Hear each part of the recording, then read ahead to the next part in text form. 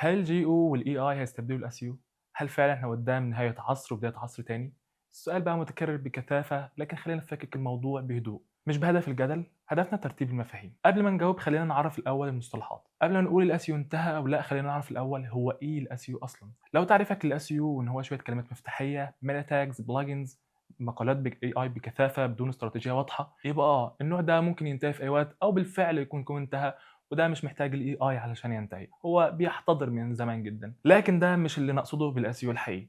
الاسيو الحقيقي هو عمليه استحواذ على طلب موجود بالفعل اونلاين. الاستحواذ ده ممكن يكون على منصات مختلفه، مش بس مجرد جوجل. الاي اي هو منصه من المنصات اللي الاسيو بيستحوذ بيها على الديماند ده. الاسيو الحقيقي هو عمليه استحواذ على طلب موجود اونلاين. الاستحواذ ده ممكن يكون عن طريق اكتر من منصه، مش بس مجرد جوجل. الاي اي او الاي اي سيرش هو منصه من ضمن المنصات. الاس يو مش تحسين الموقع لجوجل، الاس يو هو تحسين الموقع لمحركات البحث المختلفه. بغض النظر عن هو ايه المحرك البحث ده، الاس يو هو عمليه بناء organic growth and visibility للتسويق لخدمه معينه او لبزنس معين، وده من خلال السيرش انجنز المختلفه اللي الاي اي واحد منها. فالجود اس يو is good for any search engine، والاي اي هو سيرش انجن حتى ولو شكله مختلف. الاس يو الصح بيبدا من product understanding، market modeling، market understanding، estimation للسام والصام والتام علشان تعرف حجم الماركت المستهدف، وبالتالي البروجكشن المشروع، keyword universal design، information architecture، content clustering، authority building. الهدف مش traffic، الهدف qualified lead. طيب ايه الجي او؟ الجي او هو generative engine optimization، يعني تحسين الظهور داخل اجابات الاي اي سيرش بدل قائمة الروابط التقليدية زي اللي في جوجل وبينج وغيرهم. السؤال هنا، هل فعلا الجي يو مختلف عن الاس يو ولا هو لاير داخل الاس يو سيستم؟ خلينا نشوف اشهر الاستراتيجيات اللي بتوع الجي او بيقولوا عليها، واللي بيقولوا ان هي بناء عليها بيستبدلوا الاس يو. حاجة زي ان احنا نعمل ستراكشر كويس للموقع، ستراكشر سواء كان بالكونتنت، سواء كان الليستنج، سواء كان عمل سكيما. طيب هل ده جديد؟ مش جديد خالص، ده جزء من الاس يو ستاك اللي اي حد بيشتغل عليه من سنين. نفس الفكره ان احنا نشتغل على conversational research queries، نشتغل على اللونج تيل، نشتغل على الانتنت، مش بس مجرد ان احنا نشتغل على كلمات مفتاحيه. طب ما هو ده الاس يو من زمان حتى من قبل الاي اي. الاس يو في جزء من التركيز على الكلمات المفتاحيه، لكن ستيل الاساس هو السيرش انتنتس. من الحاجات الاخرى التكنيكال اس يو او الكور اوف فايتالز والاندكسبيلتي. طب ده مش تكنيكال اس يو اصلا اللي بنعمله من زمان؟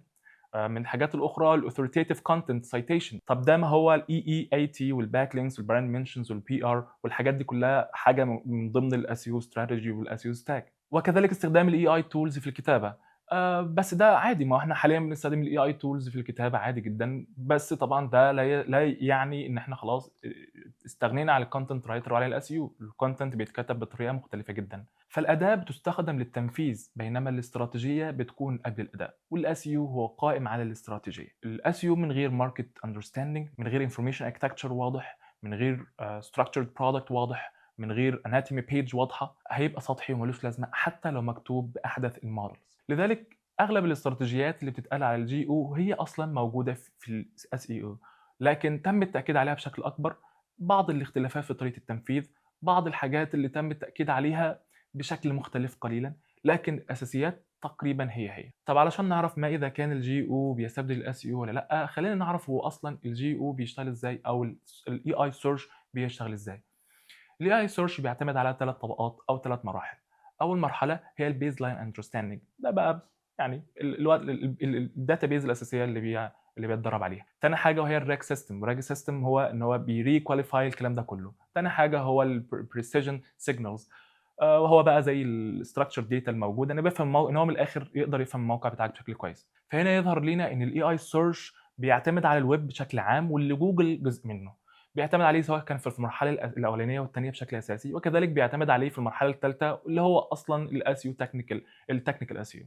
والامر ده ان شاء الله هنفرد له فيديو بشكل مستقل. واي حاجه في الغالب داخل الجي او الاي اي سيرش اوبتمايزيشن في الغالب هي جزء من الاس يو، سواء كانت بقى دومينز، براند اوثورتي، او وات ايفر. كل الحاجات دي هي جزء من الستاك بتاع الاس يو، لكن قديما مش كل الناس كانت بتلجأ له، لكن حاليا تم التاكيد عليه بشكل اكبر. ده مثلا صاحب شركه للتركيز على الجي او وجد في النهايه انه مش بيعمل شيء جديد، فقفلها بعد ما اكتشف حاجه مهمه، ان مفيش حاجه اسمها جي او منفصله عن البراند بيلدينج. إذا اللي بيخلي البراند يظهر في الاي اي هو محتوى قوي، منشنز موثوقه، ريبيتيشن حقيقيه، اكسبرتيز واضحه، وده اسمه في الاس يو هو authority PR and شغل اس يو صح، سواء اون بيج او اوف بيج او whatever.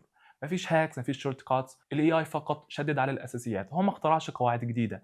الجي او مش استراتيجي مستقله، هو نتيجه لاورجانيك جراث انجن متكامل. الاس يو المبني على استراتيجيه اورجانيك جراث شامله هو المستفيد الحقيقي من ظهور الاي اي، لانه اصبح نيو ليد ستريم، باعتبار ان الاي اي مش منافس وانما مصدر جديد للعملاء. فالافضل الان التركيز على ما اسميه انا اولا الفاونديشنال فيز، وهو ان انت تفهم السوق بشكل كويس، تعرف توتال ادريسبل ماركت بتاعك بشكل كويس، عمل اناليسيس وتحليل المنافسه بشكل كويس.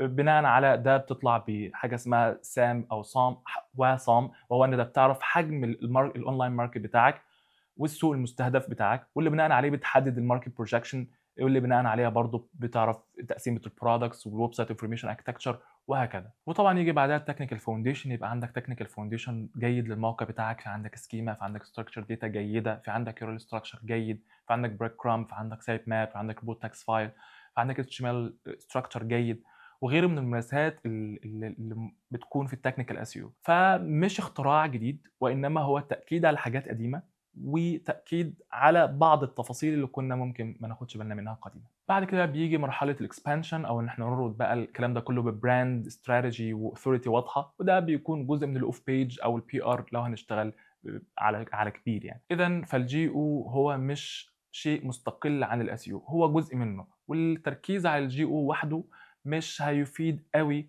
وانما التركيز على الاس يو اللي من ضمنه الجي او هو الاساس لاي اورجانيك جروث استراتيجي في العصر الحالي اللي بيسيطر عليه الاي اي. ولو ركزت على الجي او فقط ده هيضر الموقع، مش هيفيده، بل بالعكس مش هتجد sustainability في الجراف بتاعك. وان شاء الله هنعمل فيديو مستقل عن ازاي تعمل استراتيجي للظهور في الاي اي سيرش بشكل خاص. الخلاصه خلينا اكرر الجمله دي: SEO targets search engine and good SEO is good for any search engine. ده اللي انا شخصيا مقتنع بيه، وده اللي كان فيتشرد في احد مؤتمرات جوجل، ان الجي او مش بيستبدل الاس يو، وانما بيأكد على اهميته، وبيفضح كذلك السطحي منه، وبيبين ان الاس يو لازم يؤخذ على محمل الجد، مش بس مجرد شويه مقالات وخلاص. فلو الاس يو عندك مبني على ستراكشر وماركت واضح، فانت قابل للتكيف مع اي سيرش انجن، سواء كان السيرش انجن ده قائم على الاي اي او قائم على الالجوريثم التقليديه. الهدف في الاس يو مش تركيز فقط على لاير من اللايرز بتاعت الاس يو وهو الجي او، وانما التركيز على اورجانيك استراتيجي كامله تضم الاس يو والجي او تحت مظله واحده. مش بنقول ما تعملش جي او، ومش بنقول ما تشتغلش عليه، فقط خليه جزء من شغلك مش هو شغلك، خليه جزء من الاستراتيجي او الاورجانيك جراث استراتيجي بتاعتك، مش هو الاورجانيك جراث استراتيجي بتاعتك. انا اقتناعي الشخصي ان الاي اي اس يو او ال ال ام اس يو او الجي او او الاي او، اي المصطلحات اللي كده دي كلها في الغالب هتكون في النهايه تحت مظله الاس يو. فبدل ما كان عندنا اون بيج اس يو، اوف بيج اس يو، يعني تكنيكال اس يو، هيضاف ليهم كمان واحده، وهتكون بقى الاسم اللي هيستقر، وفي الغالب هيكون الاي اي اس يو او اس يو في ال ال ام او وات ايفر. عامه ده رايي انا الشخصي، لو حابب تسال عن اي حاجه فيه سواء متفق او مختلف عرفنا في التعليقات، وان شاء الله كل حاجه من اللي اتكلمنا عليها دي هيكون لها فيديو مفصل في المستقبل، واكتب لنا رايك في التعليقات. اشوفكم ان شاء الله في فيديو جديد.